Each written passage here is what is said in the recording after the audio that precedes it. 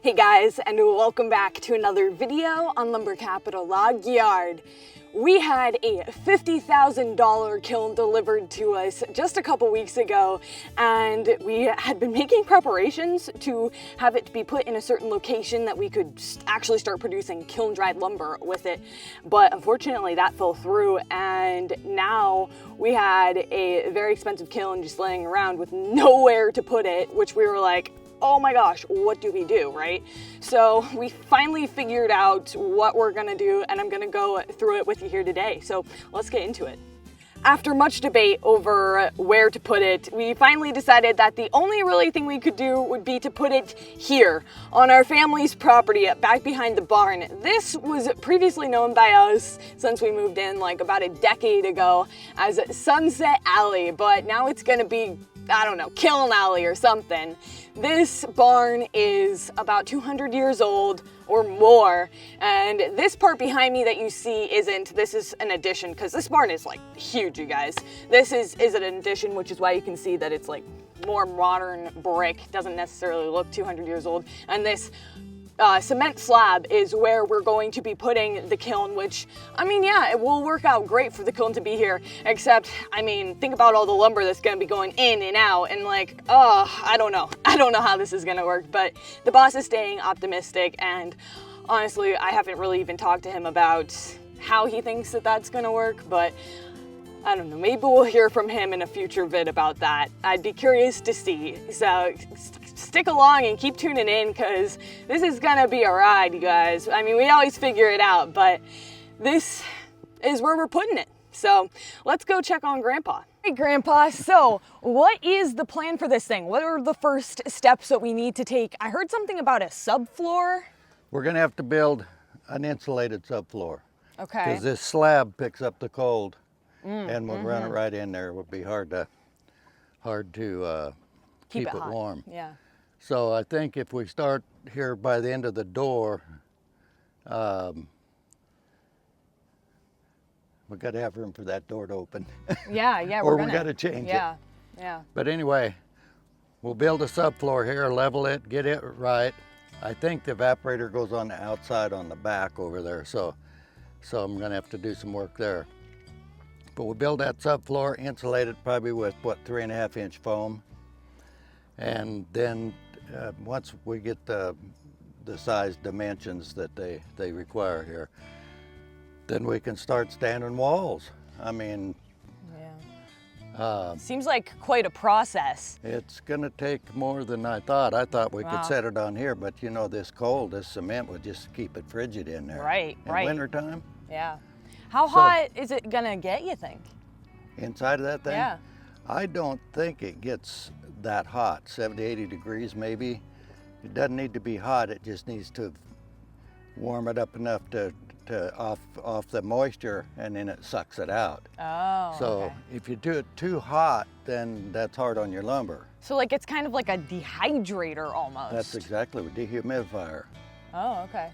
Okay. Dehumidifier. So it just warms it up enough to get that off moisture, and then sucks it out, circulates through the whole stickered bunch of wood you put in there. Yeah, and so that would be a big difference between our solar kiln that many of you guys have seen and this one, because it's actually sucking out the moisture actively instead of just heating it up, right? Yeah.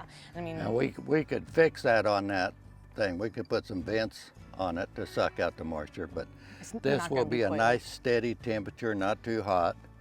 I mean, that one up there works good for kiln drying any smoke woods or anything like that. Yeah, but, I mean, we still use it for sure. But there's room here to do this. We've just got to get it built so that we can use it. All right, well, I guess starting with the floor first thing. We got to get the parts list. I didn't find a parts list yet. We'll get that. We got to go through all the parts and make sure we got everything so they can get it sent to us before we get this thing half done and realize we don't have everything. run out of parts. Oh, okay. But no, it'll be interesting. It'll be. I don't know how deep it is yet. I think it's probably 8 foot Okay. deep inside. And then like, how is it set up to like be able to put lumber in and out? Like, how easy is that? These doors on this side swing out. From the center, they swing out. So what, we're gonna need a forklift or what? Oh yeah, you have to bring the forklift over here.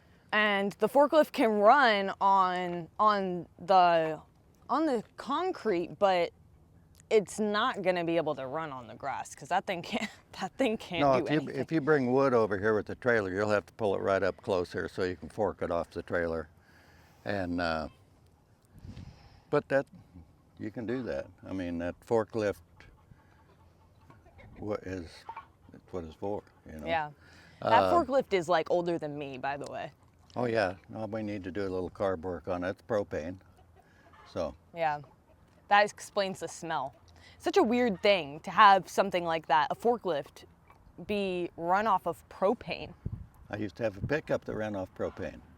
I've never heard of that. I'd like to know more about that. You could run on propane and gas both. Wow. Well, not at the same time. Okay.